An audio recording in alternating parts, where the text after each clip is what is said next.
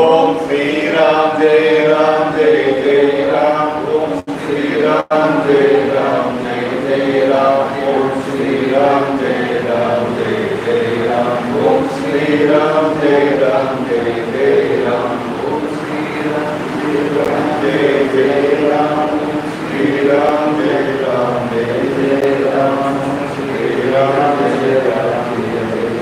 Jai Ram Jai Jai Ram Om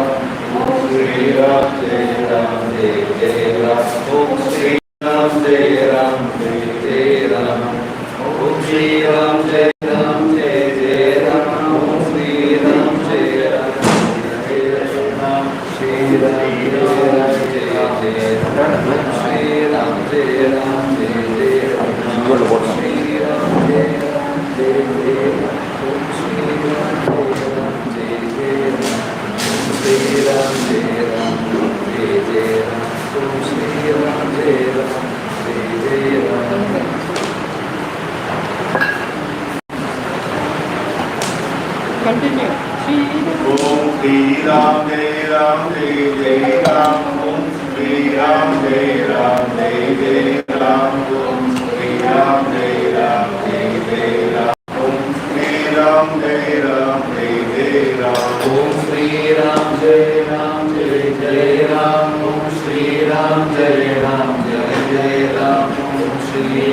Jai Ram Jai Jai Ram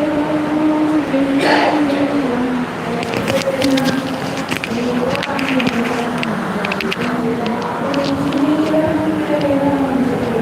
Ram Jai Ram Jai Jai Ram Om Sri Ram Jai Ram Jai Jai Ram Om Sri Ram Jai Ram Jai Jai Ram Om Sri Ram Jai Ram Jai Jai Ram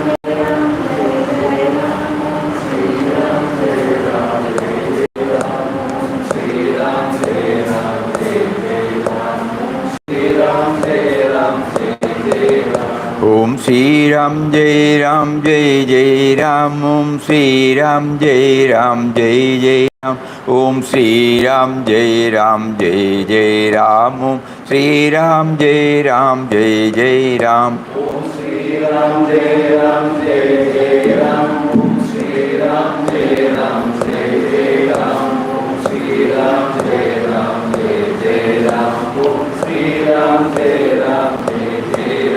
Om Sri Ram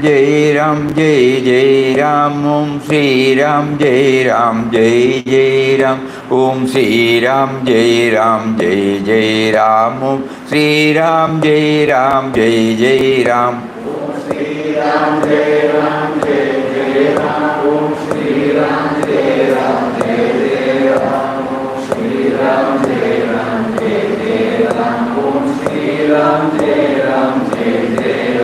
Om Sri Ram Jai Ram Jai Jai Ram Om Sri Ram Jai Ram Jai Jai Ram Om Sri Ram Jai Ram Jai Jai Ram Om Sri Ram Jai Ram Jai Jai Ram Om Shri Ram Jai Ram Jai Jai Ram. Hari Om to everybody. Pranam. Pranam, pranam, pranam.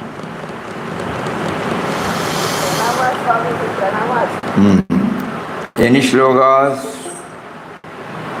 that has welled up in your heart with a view to get more and more clarity on attachment.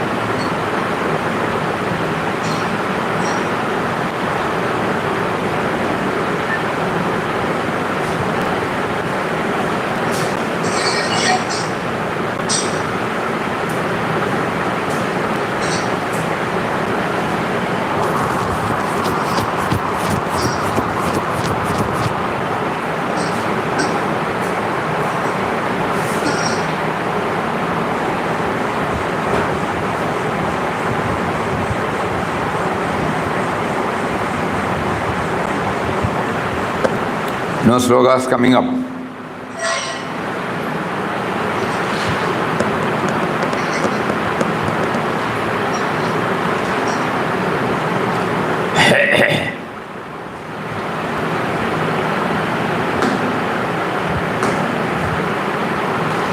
In chapter number 5, sloka number 11.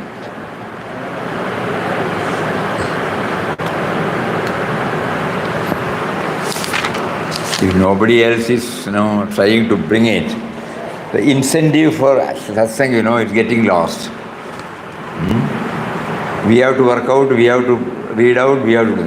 But something should come from everybody, Otherwise, it is a one-way traffic. We are not used to that. When you raise a point, whatever Papa prompts, it comes. Anyway, we keep on telling, but nothing is coming.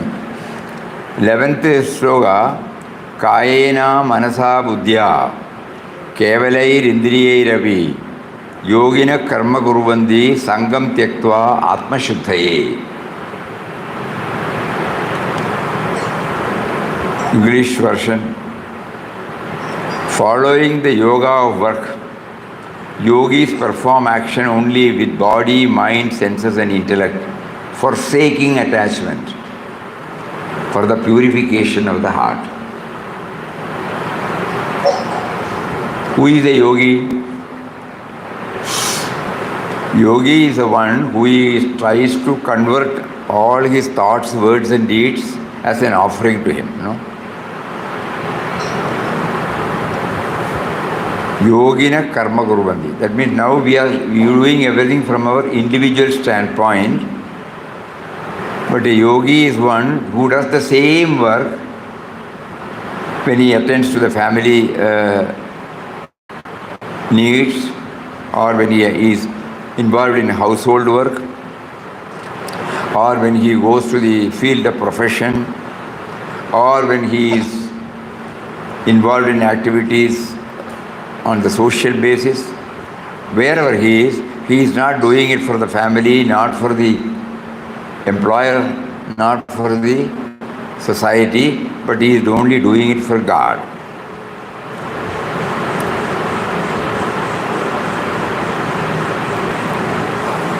So Sri Krishna is giving us a clue. How can you get over? You perform work, giving up attachment to purify the inner life. This is the stress. Increased productivity in one aspect of work. Inner purification is the other aspect of work.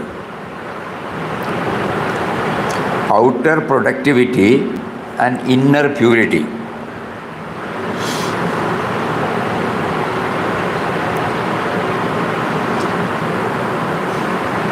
We have to think over it. Whatever work I do, I must do it efficiently so that the outer productivity also increases. New varieties, new inventions, innovations.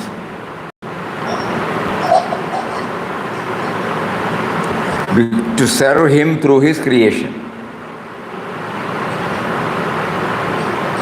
And others, when we do that, the inner purity, because there is no self-interest involved. Increased productivity is one aspect of work. Inner purification is the other aspect of work. Sri Krishna had defined his message of yoga thus.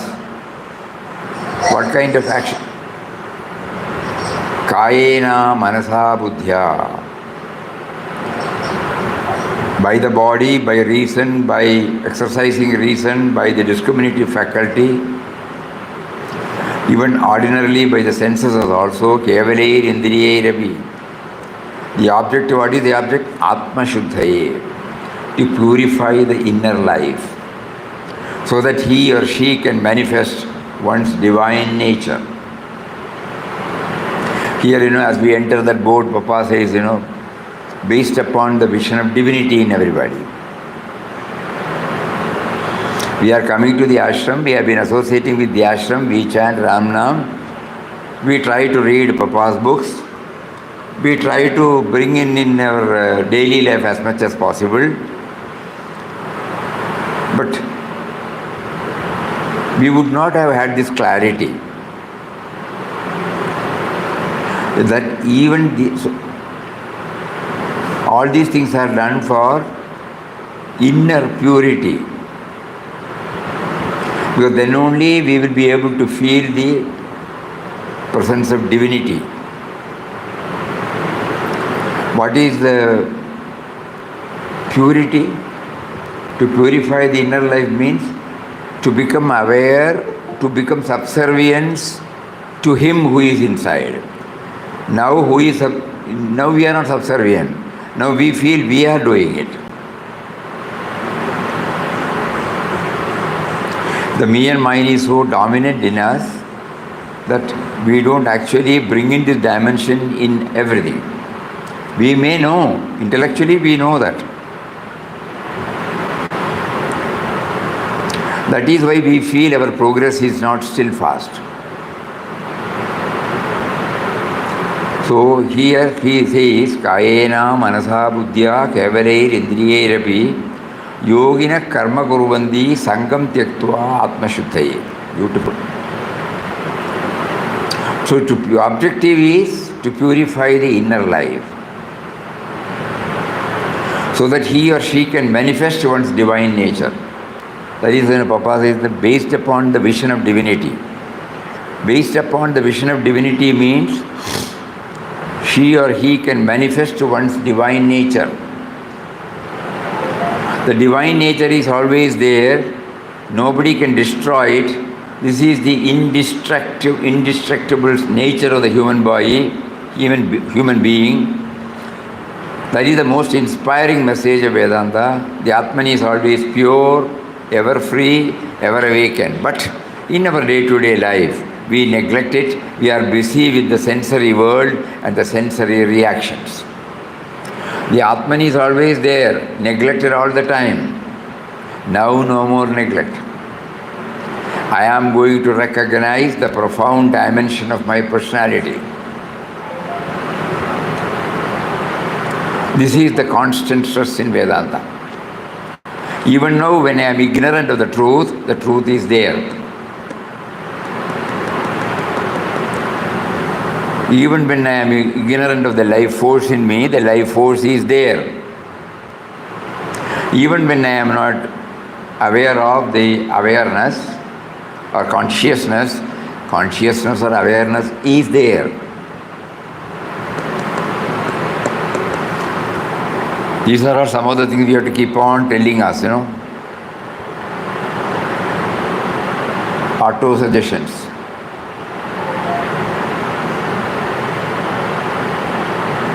When this gets rooted in it, automatically the attachment,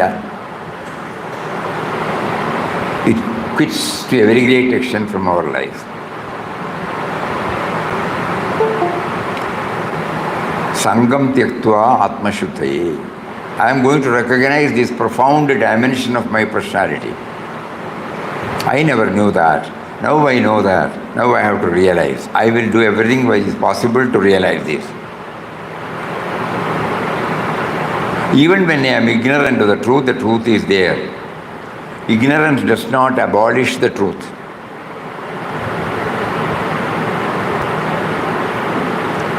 Even in civil life, we say ignorance of law is no excuse. You committed a crime against law. If you say, I did not know that law, it doesn't matter, pay for that action. So in this way, there are profound truths about the human being. The profoundest is that you are the eternal Atman. Ever free, ever pure, ever awakened. Shankaracharya puts this sentence in a fine place in his commentary on the Brahma Sutras. Nitya Shuddha, Nitya Buddha, Nitya Mukta Paramatma. That means he is ever pure. Whatever impurities you may have that do not affect the Atman, they affect only the body, the senses and the mind. Never beyond that. Nitya Shuddha, ever pure, Nitya Buddha, ever awakened. Just like the sun, ever bright. A little cloud covering it temporarily does not affect the sun. A little cloud covering the sun does not affect the sun. Nitya Mukta, ever free. I don't experience it because I have not thought about it. I have not worked towards it. I have forgotten it. That is what we are doing. But your true nature is this. In no other literature will you find proclaimed this high status of the human being. Even in the state of ignorance, even in the state of bondage, you are free. You are ever free. You are never ever illumined. This is your true nature. Let people realize this truth even a little. How great will life be then? This is a wonderful slogan. Kayena manasa buddhya kevalair indriyairapi yogina karma kurvandi sangam tyaktva atma shuddhai.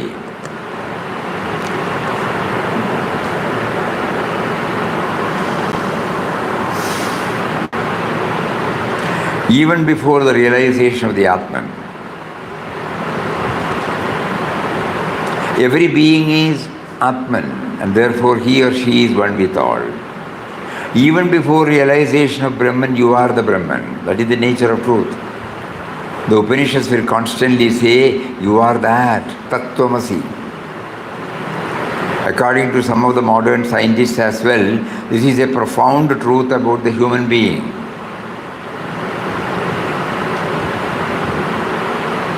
You are free, you are free. If you are not free, you can never become free. You can't become what you are not. You have only forgotten this truth about yourself, only neglected it. Don't neglect it, don't forget it, work towards it. This is the special emphasis. I am essentially free.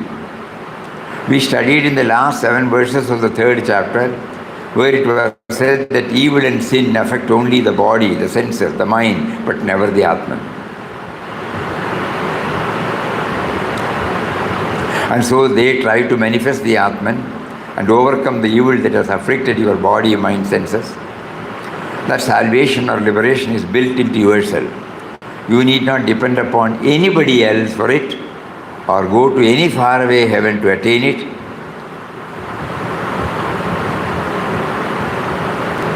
You need not depend upon anybody else for it, nor or go to any faraway heaven to attain it. The last verse in the 3rd chapter said, Evam buddhe param buddhva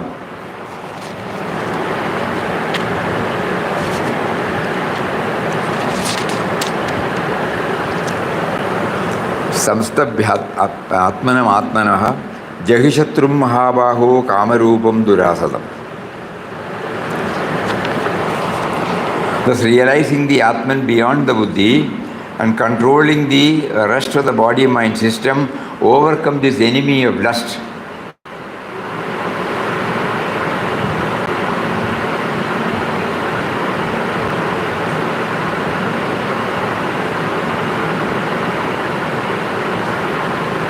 Which is difficult to conquer.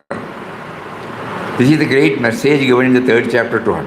So in the 5th chapter we have seen that with the mind, with the senses, with the body, great sages do work.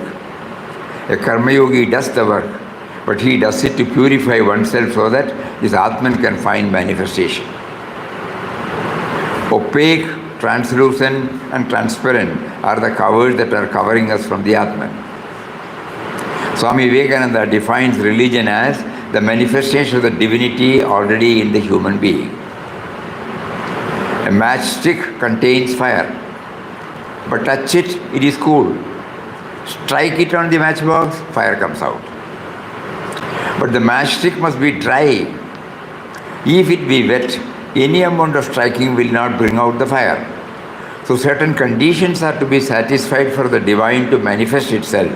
Those conditions are what Sri Krishna is telling here.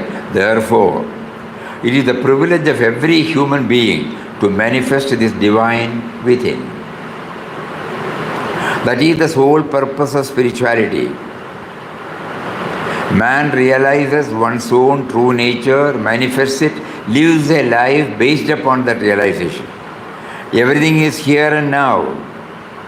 Not going to some heaven in some particular place, here or there, not at all.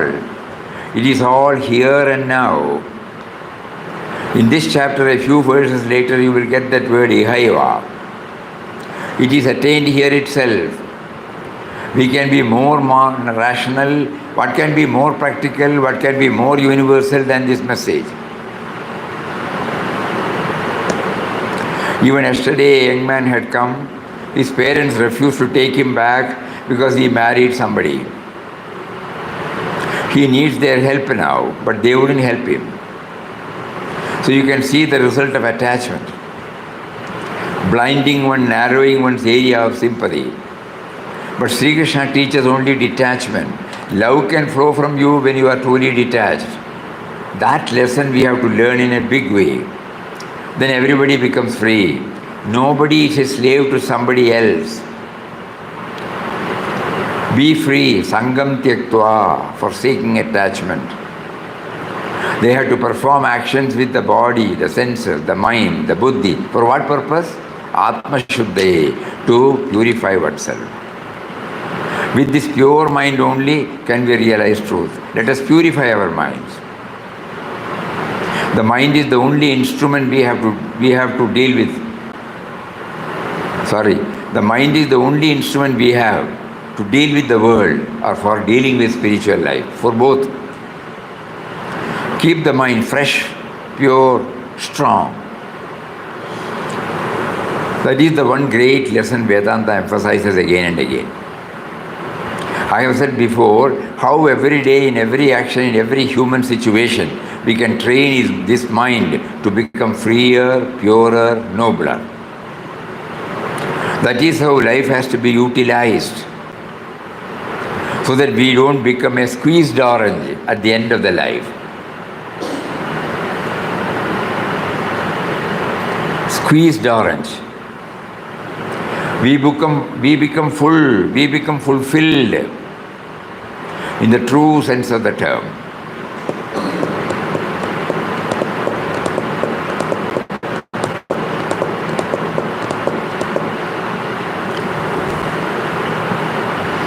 Anything anybody would like to say? Kayena manasa buddhya kevalair idriyairapi yogina karma kurvandi sangam tyaktva atma shuddhaye.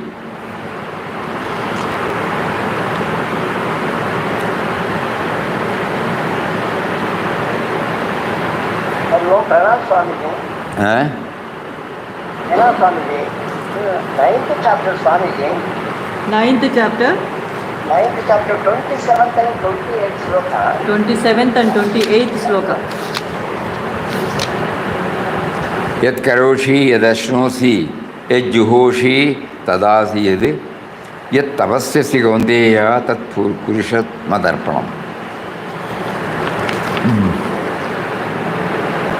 26.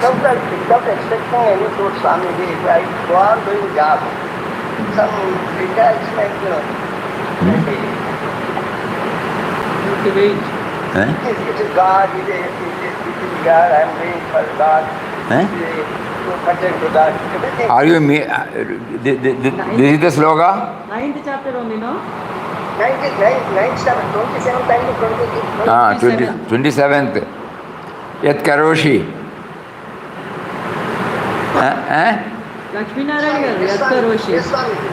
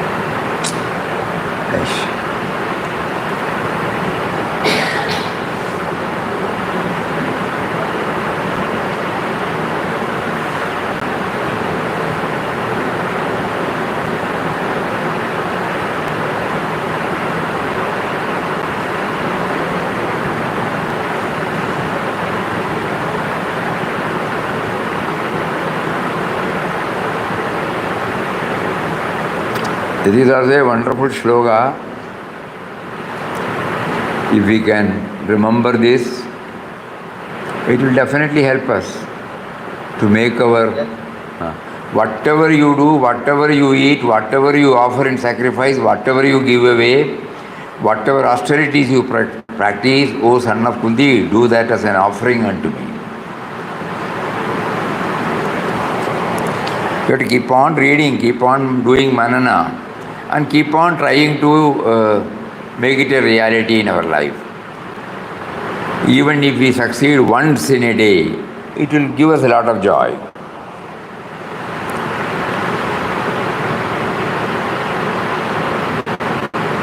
Even when we leave the chapel outside the road, a simple act.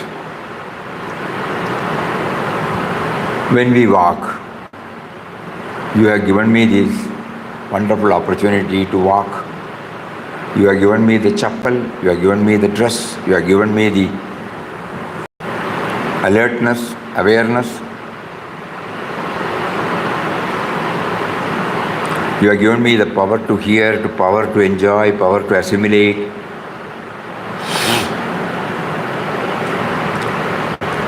This is a very beautiful exhortation. In 2 or 3 places in the Gita, similar exhortations come. Yat karoshi, whatever you do, any action you do, yad asnasi, whatever you consume by way of food,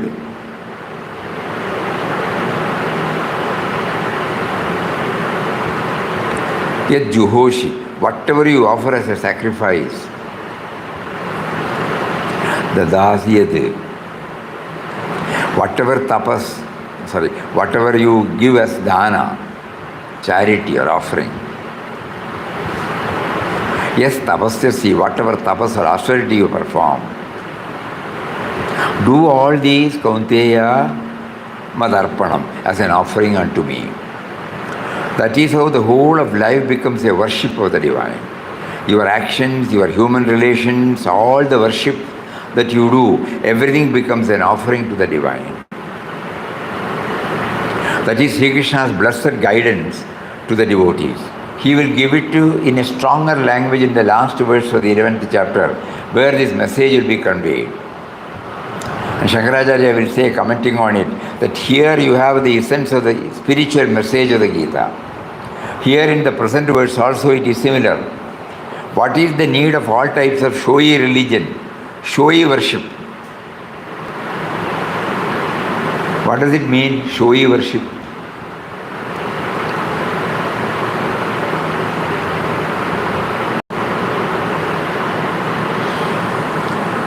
What does it mean?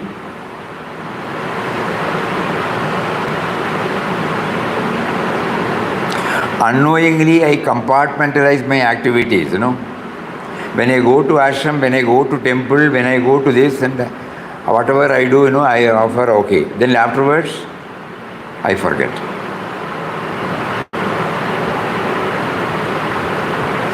It is limited, unknowingly.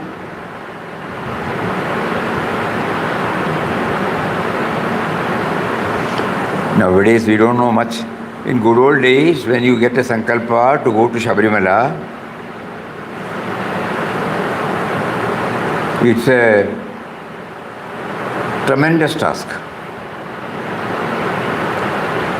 Even if you go in the vehicle or bus up to a certain level, from there, from Pampa, you have to walk. Steep hill. So before that 40 days or 41 days, everybody observes some brothers. Brothers like we don't wear chappal. Brothers like we don't take any heavy food in the night. Brothers like early morning, it will be winter. Early morning, 5 o'clock, we go and have our bath in cold water and then come and do, just like we do Ramnam chanting of Ayyappa will be there. And those who are not vegetarians during that period, they become pure vegetarians. Those who are addicted to alcohol, during that period, they will not touch alcohol. Those who were using any type of language, they will not use any abusive language on anybody. Lot of such self-imposed discipline. And then they take all the pains. Many used to walk all the 45 miles. They have to walk in the forest. There is another route by which you can go to Pampa River by vehicle. And with all this, the last phase is very difficult. Steep. There are no steps.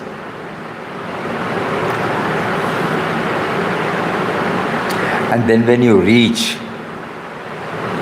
there will be big crowd, so you have to stand on queue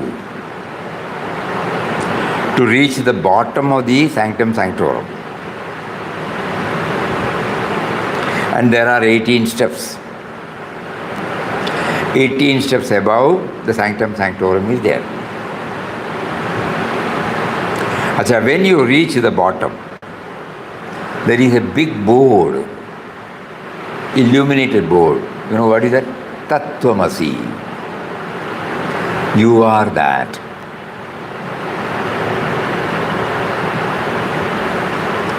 We are yet to hear people discussing about that.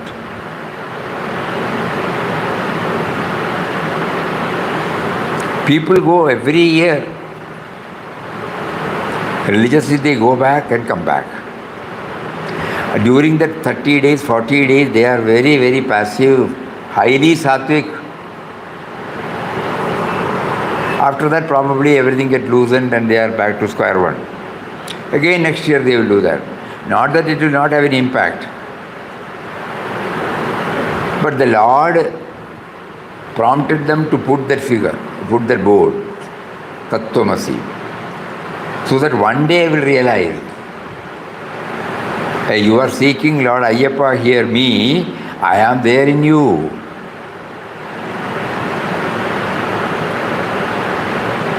Every day after the bath, when we repeat, it is called Sharanambuli. In Malayalam, so many things will be there, out of which one glorification is Engum Naranja Purule Sharanamayappa. You are all pervading. But it goes as a ritual and then it doesn't leave any deep impact in our mind. So even before going there, I repeat every day that you are there in everybody. And when I go there after this, before I step into the 18 holy steps, nobody can avoid seeing this board. It is so conspicuous. Tattvamasi. So that is why here he says, you don't have to go anybody.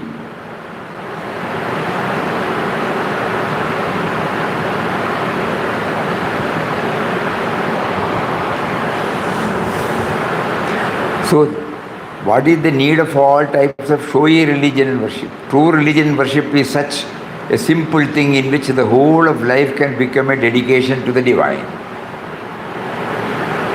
Unknowingly we do that. Unknowingly we are observing some formalities. We are going through certain pradas. We have some satisfaction, no doubt. Otherwise, nobody is asking you to go. So there is some satisfaction. But the fullest cannot be derived because we don't do the mananam there. Suppose we start looking at it, Tattvamasi. You are that, you are that, you are that. Am I that? I am feeling I am so and so. But here the Lord says, you are that.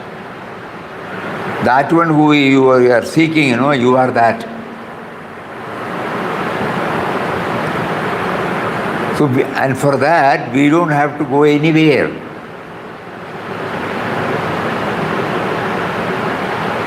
True worship is such a simple thing in which the whole of life can become a dedication to the divine.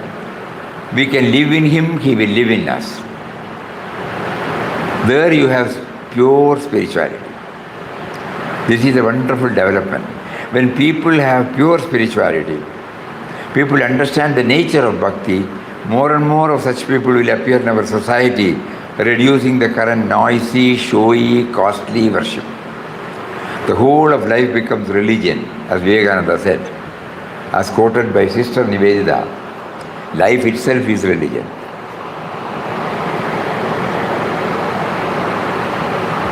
And in the next sloka, Shubha Shubha Phalerev Mokshase Karmabandhanaihi Sannyasa Yoga Yuktatma Vimukdo Mamupeshyasi. Thus freed from bondage of actions bearing good and evil, with the heart steadfast in the yoga of renunciation, the liberated, you shall come unto me. So the previous sloka, again we suppose we Yat Karoshi, whatever you do, how to make it practical in our daily life? Kindly think about it and tell. Whatever you do, whatever you eat, whatever you offer in sacrifice, that means dana, whatever you give away, whatever austerity you practice, do that as an offering to me. What does it mean? How can we make it practical?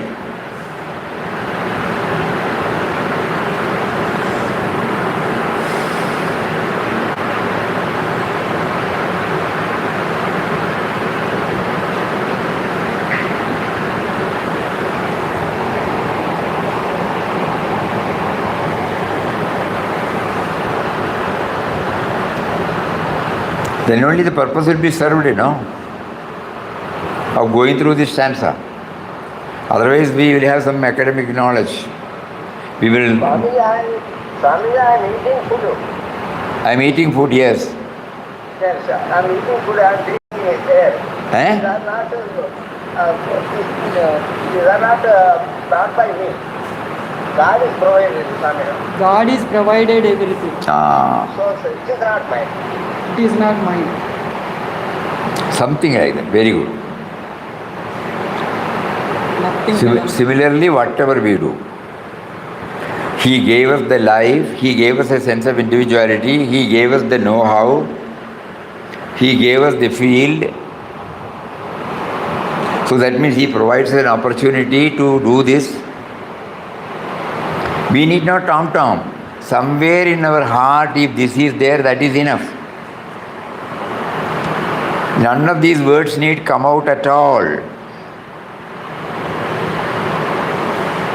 And when we do that, how does it express itself?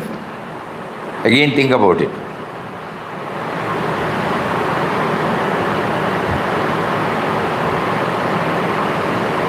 When you have finished your food, you take the plate.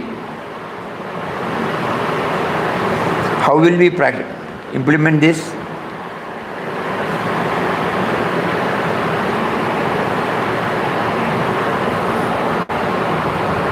Yat karoshi.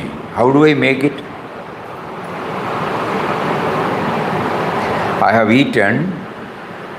Somewhere in the subconscious state I know that all that I ate is a gift of Him through Mother Nature, and somebody else He prompted to have the recipe, and then He provided to all that is necessary for cooking, the vessel, everything. So at least one or two items we remember. We connect with God, okay. And then we take the plate after the food. For example, how do we retain this? Why nobody is answering? Are we trying to learn this shlokas here, or are we trying to enter into Gita? Or are we trying Gita to enter into my life?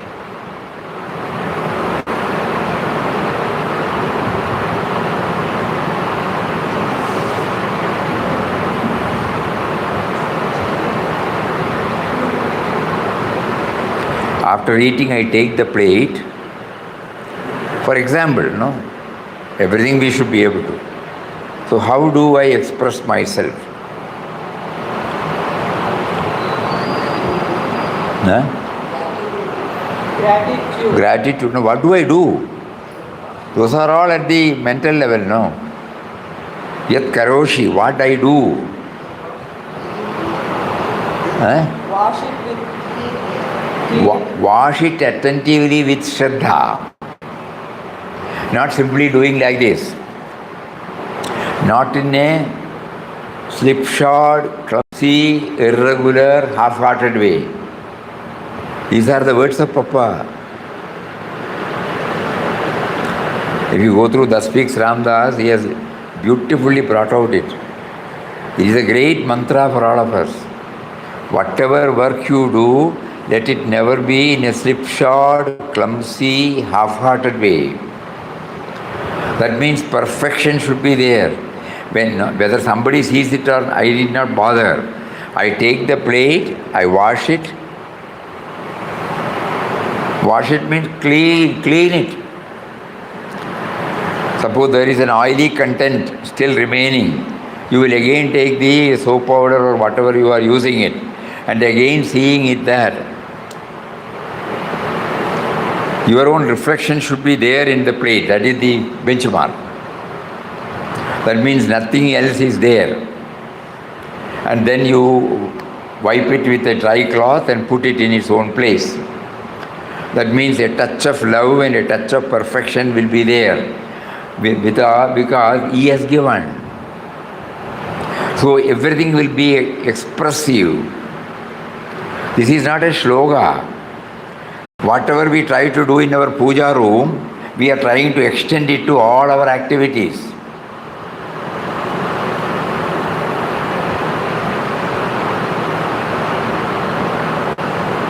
Whatever you do, whatever you eat, whatever you offer to others,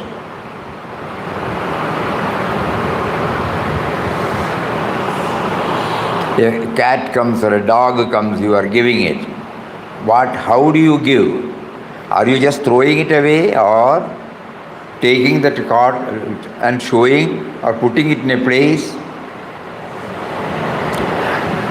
That care and concern is there. Everybody is noble and good, but because we have not understood this aspect, we have compartmentalized certain activities as spiritual, godly, certain things as worldly. Now here Lord Krishna is demolishing that wall. There is nothing called ungodly. There is nothing called worldly. Everything is to me only. But we should have that attitude. So we express it in a language where there is love, where there is perfection.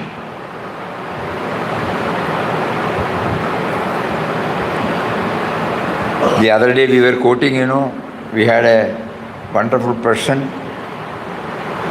who was assisting us in cleaning all these things.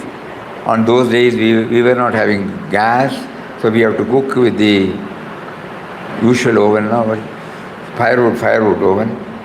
And naturally the bottom part of the vessel will be always dark, full of carbon. So he will start doing it, and on those days there was no vim or anything like that, whatever we are using it now. So we have the sand, brick powder, and when you remove the coconut from the coconut, what is it called? Coir. That is used as cleaning it, rubbing it. So he will pour water, ashes also, and then he will put it and start doing like this. We all clean like that, but he will do extra cleaning and somehow remove all the blackness. So we used to go and tell him, again we are going to put the same thing for the evening cooking. So what is the use of removing everything? Adu pinna cheya. For whenever he does it perfectly. We still remember our 30, after 30, 40 years, we still remember it, not 40, 50 years. We still remember it because he was demonstrating before us, Yat Karoshi. Whatever you do, he may not talk philosophy, he will not compromise.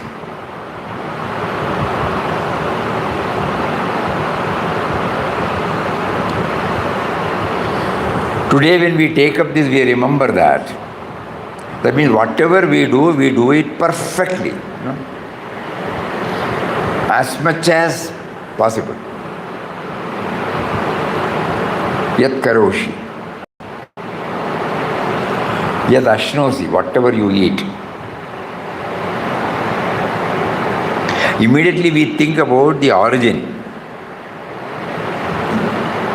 The origin, the raw material.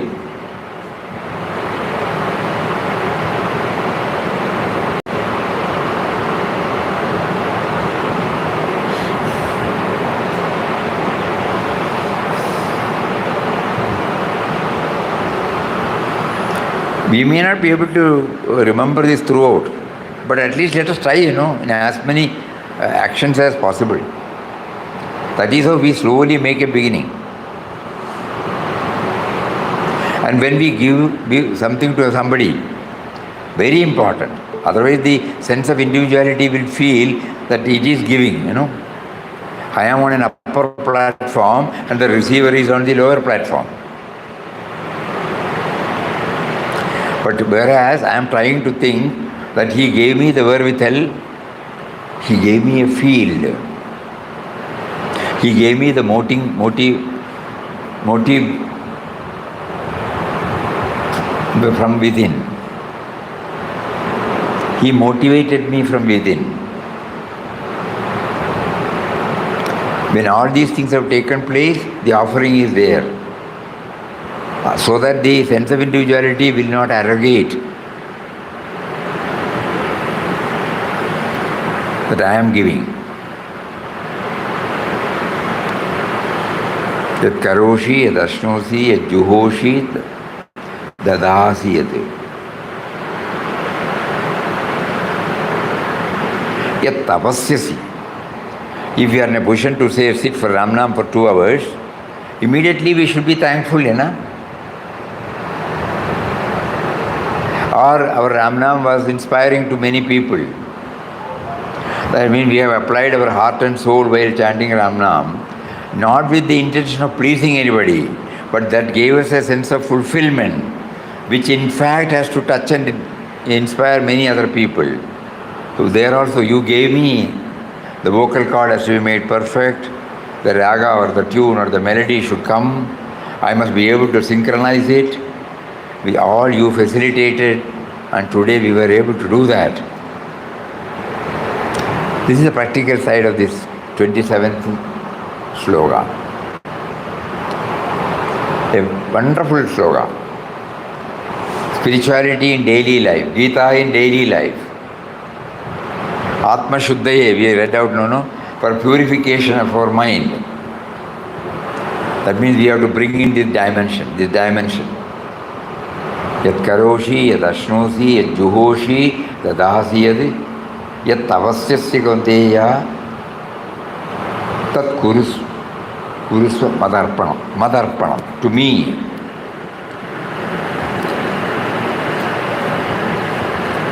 Tat kurusva madarpanam. Whatever you do, whatever you eat, whatever you offer in sacrifice or dana, whatever you give away, whatever austerities you perform, do that as an offering unto me.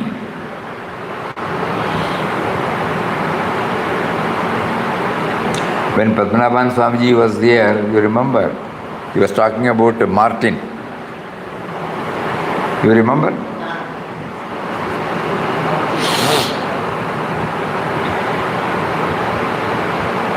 Most of us are like that person. We have given a definition that this becomes godly. When God came to Martin through so many forms, he was not able to see. He was viewing it from his human level point. Because he is a purified soul, he was able to see it from the humaneness. But along, all told him, I came there in the form of so and so, and you did that. I came there in the form of so and so, you did that. I came there in the form of so and so, you did that. 3 or 4 occasions. Yat karoshi, So we are trying to understand the meaning. Whatever you do,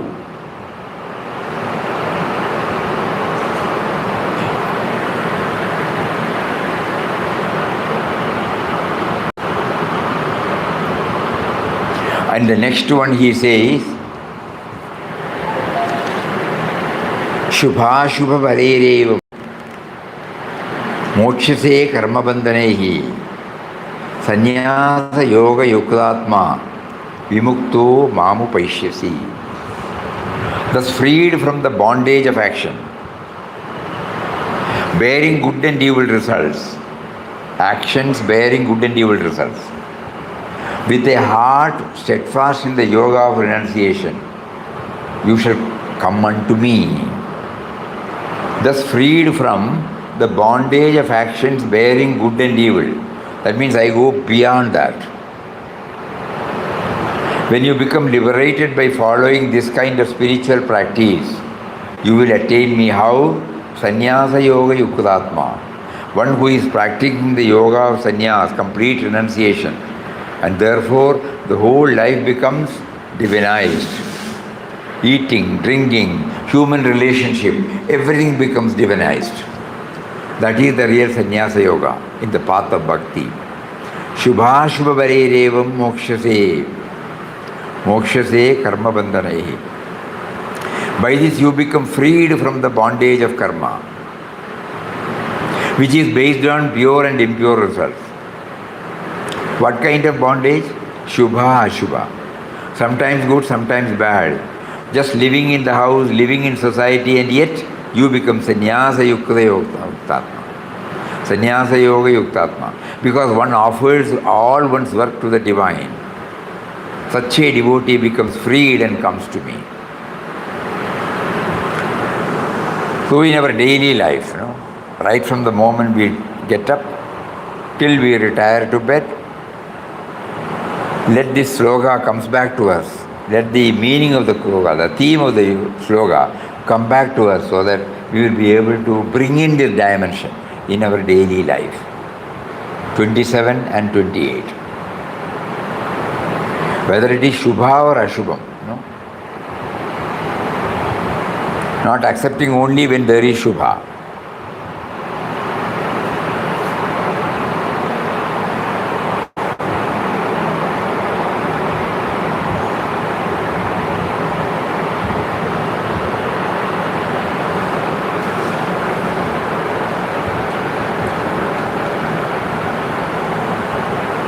Transform everything into a positive.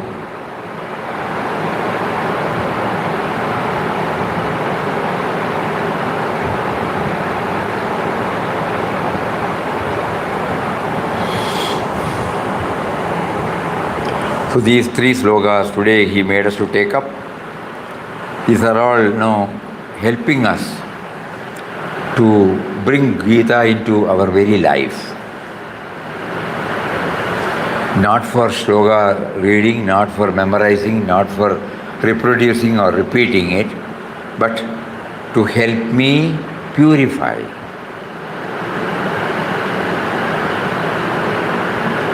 So in indirect words, Lord is telling that when you attribute it to yourself, I have done this job, then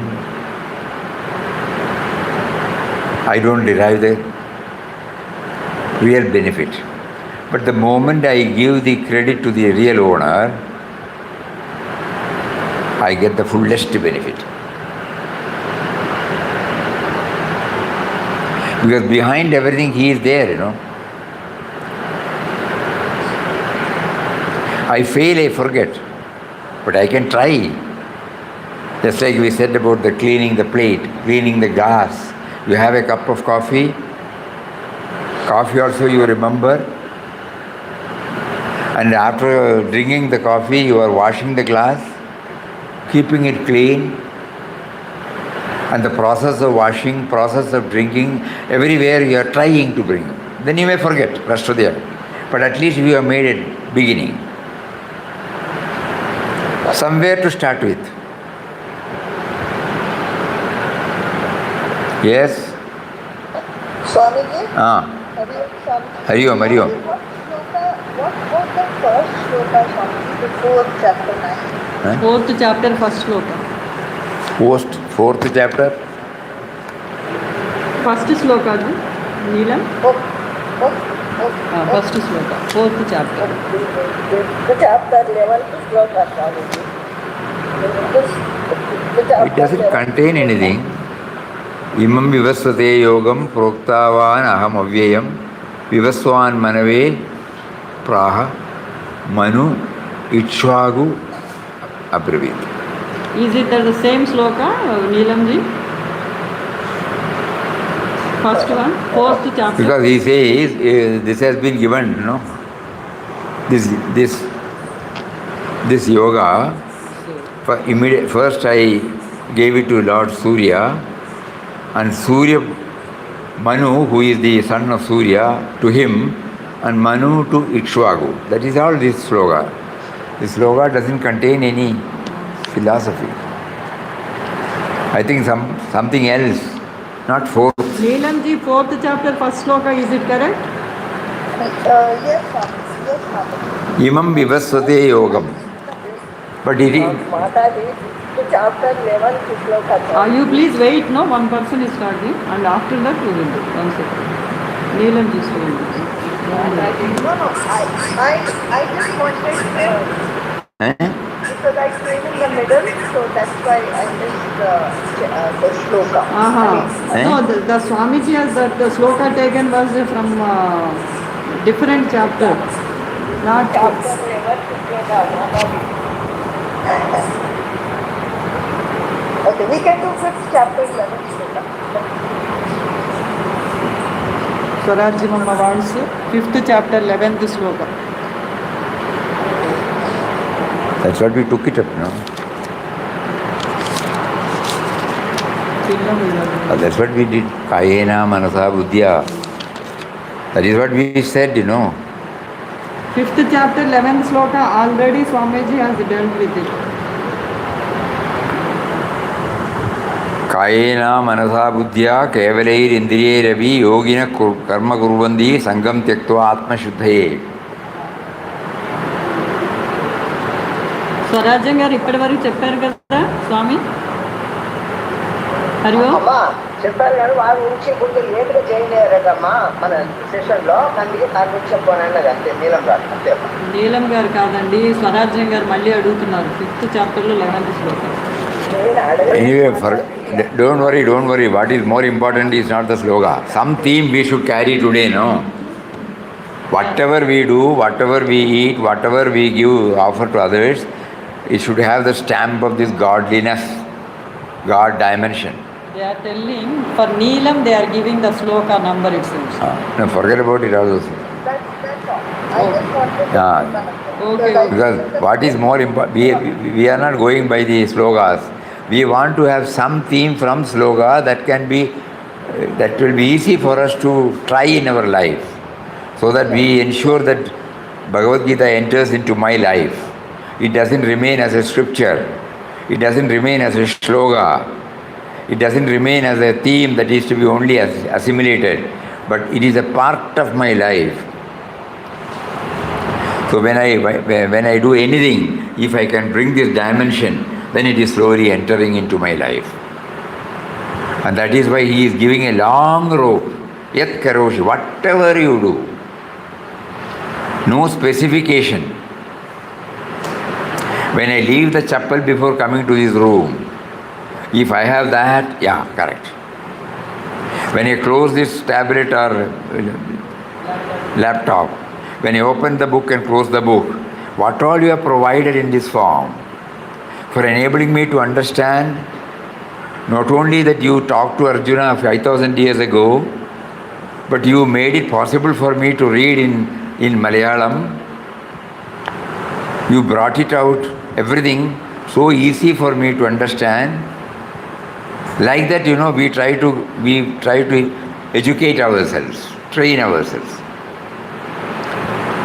So every act we try to bring with a love, with a touch of love, with a touch of perfection. Madarpanam, so a touch of dedication. And I remember, so it's a touch of gratitude. So this is the cream. And when we do that, we will be free from attachment because it doesn't have anything of mine, me and mine. More of it we will try tomorrow. Hari Om. Om Shri Ram, Jai Ram, Jai Jai Ram. Om Shri Ram, Jai Ram, Jai Jai Ram. Om.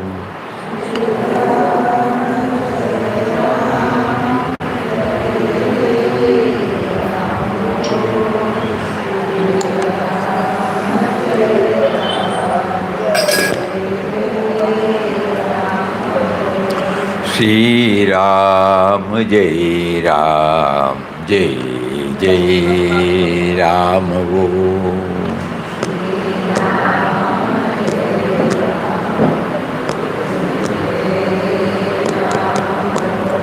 Shri Ram, Jai Ram, Jai Jai Ram. Om.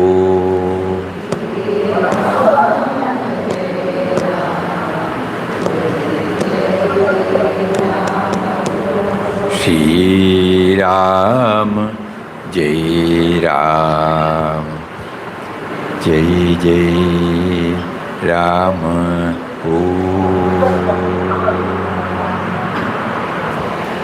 Om Shri Ram, Jai Ram, Jai Jai Ram. Hari Om to everybody.